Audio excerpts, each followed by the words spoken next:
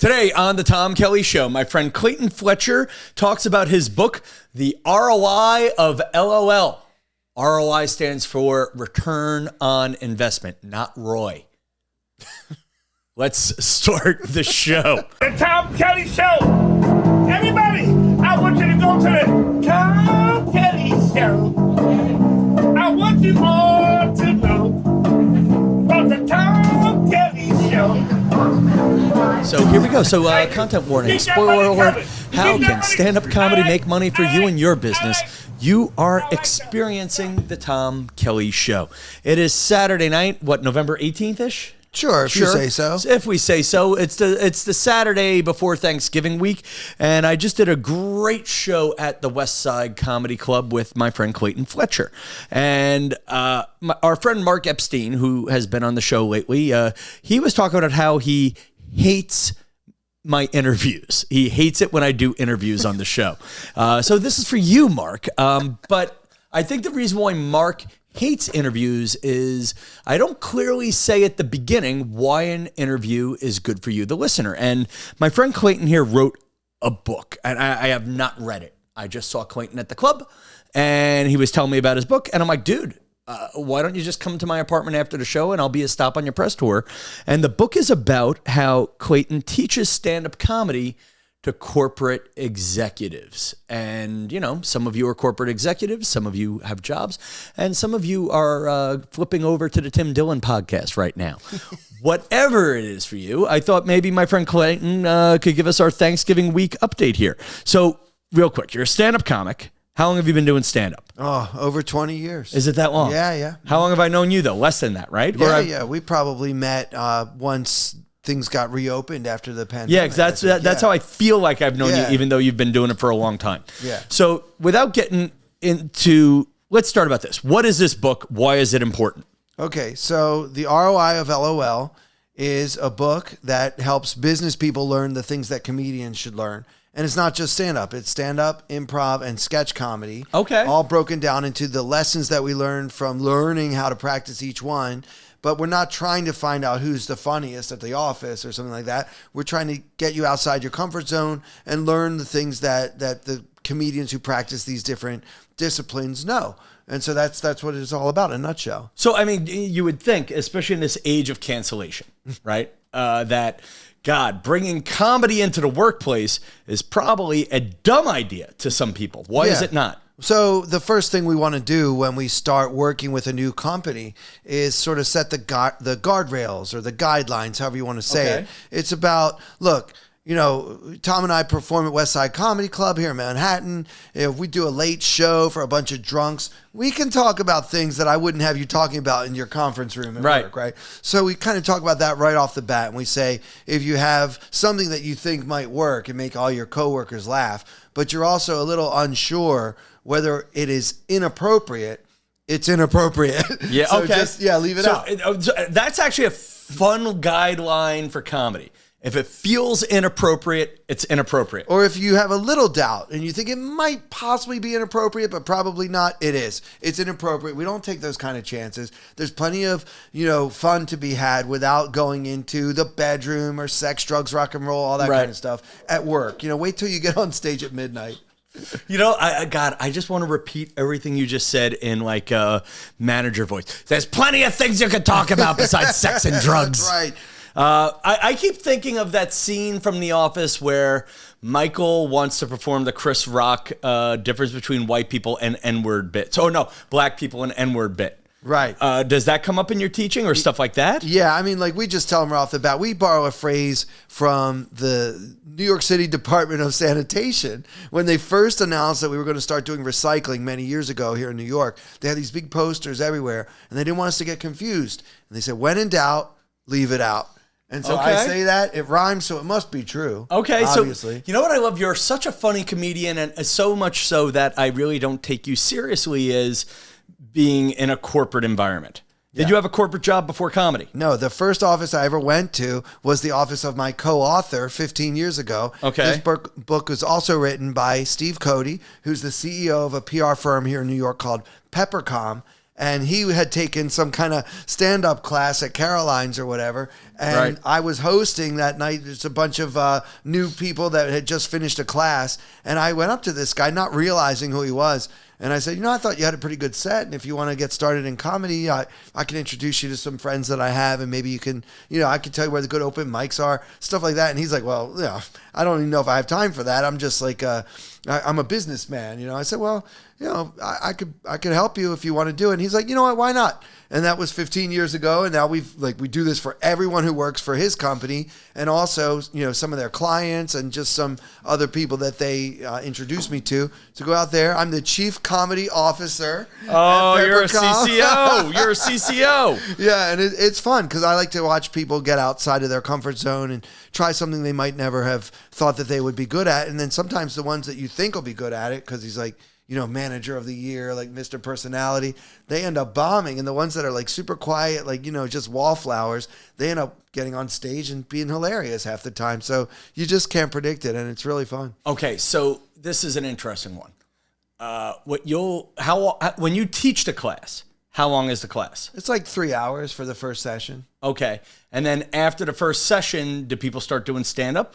Yeah, so during the class, the way I do the stand-up comedy class is maybe 45 minutes in the beginning. We talk about what is stand-up, what are the do's and don'ts, what are some of the skills that you need to have, what can you learn from doing this that you can then apply to your job. Because again, we're not looking for like America's Next Top Comedian or something. Right. We're just, we're trying to learn a new skill. And there are things comedians know, like how to read the room, how to, maybe change course if things aren't going our way, as happens more often than you might expect. Which happened today. I actually rammed the ship into the beach today, doing the wrong set on purpose. It did well enough, and I got some confidence out of that. But I did my suburban set for a young single crowd in the city. Right. So some of the things you're so you're teaching people not just set up punchline. Right. Like I always think that's the first thing anybody who doesn't know comedy can take into their lives. You need a laugh or a salient point every 15 seconds. Yeah. But you're also teaching read the room. Absolutely. How do I read the room? Even before that, the first thing I do is tell the truth. Yeah. The first thing I tell them is nowadays comedians are not making jokes. We're not, Fozzie Bear, Waka Waka. It's really about people come to the comedy club to meet interesting people like Tom Kelly here. They come, they want to hear our stories. They want to know what's going on with us. So I tell them in the beginning, don't worry too much about whether it's funny or whether everybody's laughing hysterically, rolling the aisles. Really just work on being honest and sharing your thoughts and feelings, especially feelings about what you're saying. Because a lot of these business people, they're not used to showing feelings at work. And once you do that, you start to develop personal charisma and empathetic leadership and all these kind of like corporate buzzwords that you hear over and over. But what does it really mean? It means you got to do what I do. Okay. Which is open my heart to people and let them see what's inside. So is this something for salespeople only? Like, or are you teaching more than just salespeople? Yeah. Like I could see a guy like you going in and like, hey guys, you learn this and you do these, you tell your jokes when you go out on the road. And you'll start selling more widgets. Right. That's not what you're doing, though. But it's true. It does work for salespeople. Salespeople need to create good relationships with the people that are buying for them or the stores where they, sell their products or whatever. That is important. But most of the work that we're doing is actually with the executives, the C-suite. Really? Yeah. Chief executive officer, chief communications officer, people at that level. So, like, how many people are in this class that you're teaching? So I've done it for a group as small as 8 people. Okay. And I've done it for a group of 1,000 before. Now, the 1,000 people group, not everybody got a chance to go up on stage. I was about to say, that would have taken a year. I was about to say that 1,000 group, and then everybody's going to do 5 at the end. Right, yeah, that would take quite a while. We don't have 5,000, minutes for you. You're doing this with executives. Right. What are the executives? Is this a leadership thing or is it a communication skill you're teaching? Absolutely. I mean, empathy nowadays is what they call a hard skill. It's not just a soft skill. This is not optional. Like, employees are looking to be engaged with their leaders. They want to be, taken seriously. They want to feel like they're purpose driven. and that the company cares about them. And one way to establish that kind of rapport with your direct reports and all your constituents, if you will, is to, share a laugh together. You see people at the water cooler at an office, and they're just talking about did the Yankees win last night, or what's the weather going to be like tomorrow? But this is different because now we're all laughing together. We're creating memories. And when you laugh with somebody, the power of laughter is you kind of fall in love for a minute. And that's what it's really all about. It's like the secret sauce of all of this. The real return on investment of laughing out loud is you create strong bonds with other humans in a way that, just talking about sports or the weather, you can't. Okay. Now, one thing that you said on our walk over here that hit me over the head, that I wanted to follow up on, was you feel there's a stronger interest in this book because we're bringing people back to the workplace. Yeah. Why? Because I have a conspiracy theory that someone else published. Okay. That there are companies now forcing people to go back to work so they don't have to lay them off. So it would be like, all right, Tom, we need you to start coming into the office 5 days a week. I don't want to come into the office 5 days a week. Well, you can quit, and then I quit. And then I don't have to pay you severance pay or whatever. Yeah. There you go. It's almost like you're in on the conspiracy. Right. Now, that is a theory. Is that a theory out there, or have you heard that before? I actually haven't heard that before, but I understand where that theory comes from. Okay. Pause. I'm asking with the people you're dealing with, are they actually trying to make the workplace more inviting in person? Or does the ROI of LOL work on Zoom and Microsoft Teams? It does, but it works a lot better in person. It does. And, so these are people trying to form in-person connections. Yeah, I mean, as you know, from when we had to do comedy on Zoom during the lockdown here in New York, it's hard to really connect with people, on the other side of a screen. It's really like when we're together and I feel your energy and you feel mine and we laugh together, not just across our computers wherever we're situated. And these are the challenges of the modern office. Because companies don't realize, but during the pandemic, we all got really comfortable, working at home in our pajamas and all of that. And now it's like, we want people to come back to work. If you want them to come back to work and you want to attract and retain the best and brightest in your industry, the only way to do that is to create, to turn the office into a place where those people actually want to be. If you're trying to reach a millennial audience or, Gen Z, they speak the shared language of laughter. Everything they do is about comedy.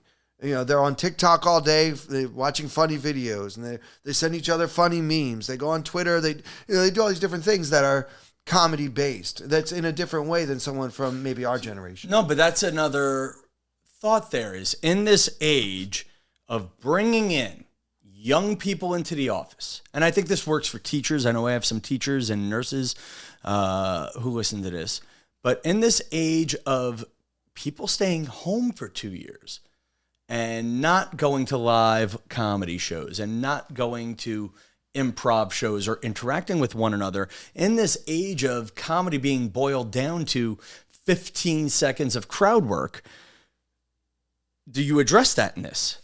Well, we do. It's really, the average human being has a attention span of about 8 seconds. What did you say again? 8 seconds. That's actually shorter than a goldfish. A goldfish has an attention span of 15 seconds. So partly because of all the social media and everything else that we have nonstop access to 24/7, we're just not, you really have to grab people's attention. And anyone who's ever sat through a boring business meeting where they just, it seemed like the speaker was just droning on and on and on, I would like to teach that person how to deliver it with passion, how to have some punchlines in there, how to, kind of mix it up and make it more interesting for the people that you're trying to get, right? Okay, now, if I were really your friend, I would have read this book ahead of time. No, I mean, but then again, we would have played the scheduling game and I wouldn't have gotten you out. No, this is better, yeah. But I mean, you're hitting on some things that I actually like, just thumbing through this book while pretending to listen to you. Which, by the way, I'm sure, actually, that's probably something I'm doing wrong right there. Is listening part of your authentic listening? One of the key skills of improv, as anyone who's ever studied improv, even twice, knows, is active listening. And that means that you're not just waiting for your turn to speak, but you're trying to hear through my voice and notice through my mannerisms and my body language how I'm feeling. And so then what I'm saying to you has a strong impact on you. And then when you listen in that way, you're able to go with wherever I was trying to take us instead of just waiting for your turn to talk and then being like, okay, whatever, Clayton, here's what we're going to do, everybody.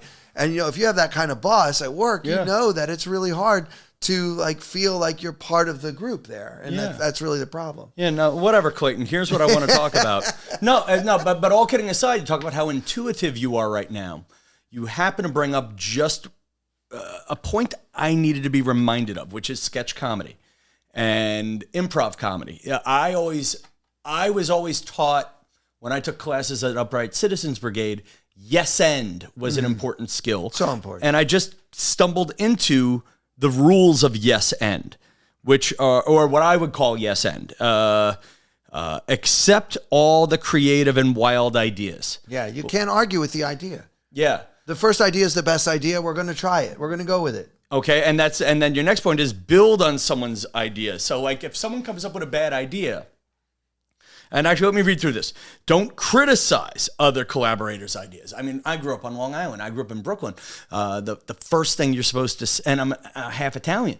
The first thing my instincts tell me to say when I hear a stupid idea is, that's a stupid idea. And you're, right here, you're saying that's, I like how you're talking about building on things here. Yeah. I mean, that's the creative part. How do you build on a stupid idea? Yeah. So the bottom line is, where do we end up, right? So if you and I are trying to do a brainstorm together and you're like, hey, you know what we should do, Clayton? We should build a rowboat in the middle of my apartment. And I just say, Tom, that's the dumbest idea I've ever heard. That conversation's over. But if I say yes, and maybe what we can do is replace your current coffee table with a rowboat kind of thing, and it might be cool. And then you be, yes, and then we can put, the oars can actually be silverware. And maybe we're not going to get anywhere. But when you accept another person's wild and crazy ideas, you're showing that person, I trust you. I know that you're not an idiot. So whatever you're saying, there has to be something in there that we can use. And then you can actually put your heads together instead of just one person dictating, this is how we're going to do it. My idea is the best idea. Everybody else shut up and do what you're told. People are quitting. Okay.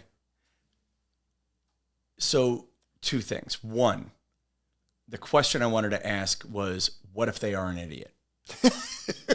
Like, for real. What if you really do hear the stupidest effing idea you've heard in your life? Right. So a lot of my work as chief comedy officer at Peppercom is sitting in on brainstorms. And we get like a very diverse group of brains together and we storm, right? Okay. And so somebody will say something that doesn't seem to bear any relationship to all the other ideas that are being floated. But because we have this yes and, build on, don't criticize, accept, sometimes this off-the-wall, seemingly out-of-left field thing, it is a terrible idea, but it might actually lead us, well, I wasn't even thinking about that, but you know what? Maybe there is something we could do. So your idea wasn't great, but it helped me come up with an idea that actually is great. And when we're working together, it doesn't matter whose idea it was. The title of the book came from just such a brainstorm because the publisher, HarperCollins, they just said, we have a working title, Laughing Matters. Okay. I mean, I'm sure there's been 100 books over the years with that title, right? Yeah. In fact, I'm pretty sure that I'm on 3 comedy newsletters with something like that. It's cute. And I get why it works because, Laughing Matters, it's like a full sentence. It's a matter. You're laughing. Yeah. We get it. But I love this title because it caught my interest. So what we did is we sat in a room. There was 9 or 10 of us, Peppercom employees, the CEO and me. And we said, our goal today is to come up with a title for the book so we can go back to HarperCollins and say, please don't call our book Laughing Matters. And so somebody said, all right, well, let's do something more creative. So you came at them with alternatives and you accepted the bad idea, but you built on it. Yeah. So the first idea was somebody said, what about laughing through the madness? And somebody's like, yeah, and you could use the letters, LM, like laughing madness, laughing matters. And then somebody said, well, what about LMAO? And I was like, oh, yeah, that's good. What about LOL? And somebody else said, oh, what about the DIY LOL? Or what about ROFLL? And we just went back and forth until somebody, I don't remember who, said, I got it. The ROI of LOL. And all of us knew that conversation's over. Because that's very corporate speak. It's I like a winner. I like it. It's just a winner. Yeah. So we're closing in on the end of this. And I'd love to give my listeners something to take away from this. You have this self-assessment diagnostic thing at the end here. What is this for? And what are I like the questions here. Yeah. What are we trying to assess here? So self-assessment, companies want to know, like, how can we actually know if we need this or whether this is for us? And, the questions in the self-assessment diagnostics chapter, which is chapter 12 of the book, they're very tongue-in-cheek. You can read through some. Well, you have some of the punchlines here, but I think these, I'm going to ask you the question, and then I think there's an answer you're supposed to have for these. Yes? Right. Okay. So am I able to laugh at myself? Always, never, depends on if the Mets are in the playoffs or not this year. Right. The answer is always. I should always be able to laugh at myself. Well, maybe not always, but hopefully not never, right? So, okay. Yeah, there are times when it's like if you really screw up and you cost a company $20 billion and, maybe somebody loses his life, you don't have to laugh at yourself at that moment. Okay. Right. No, but these are things that maybe this is why I've been a little bit chased out of corporate work lately. If this podcast is about me finding my path, here we go. Am I open to constructive criticism? Always, never, or only if it's of someone else and not me. I know that's a punchline. Yeah. But that's how I feel. I am great at critiquing you. Right. And other people. Right. But I should be open to constructive criticism. Yeah, for sure. Obviously, we should have the mindset at work that, maybe we think we're pretty great at our job, but we want to get better at it. So obviously that's important. And hopefully all of the punchlines in this section will kind of help people think in the exact way you just did, Tom, which is, does this apply to me? Can I be honest with myself? Self-assessment. You have to be honest with yourself. Do I do this? Can I do this? Is this for me? Yeah, that's the question. It's not for everyone. All right. Watch this. Give these people 3 reasons to buy this book. Who's this book good for, and 3 reasons why they should buy it. Okay. Go. So the first reason is because all of us have things that we should learn from comedians. There are things comedians know that every business person should know, and you will learn what those things are in this book. Another reason is because we have lots of negative examples that you will find amusing about CEOs or other business leaders who absolutely fail at these things, and we like to poke fun at them. Our favorite punching bag, our target in the book, is Elon Musk. We think he does virtually everything wrong. But yet he's a success. Is he, though? I know somebody who listens to this show who used to work for him.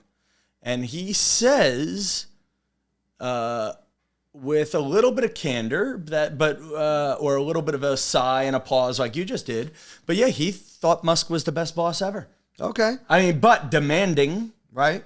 And I want to be careful because I don't like the public persona of Musk. I don't know if there's also maybe some sort of Kool-Aid behind or whatever. But this particular friend worked very hard working for him, long hours.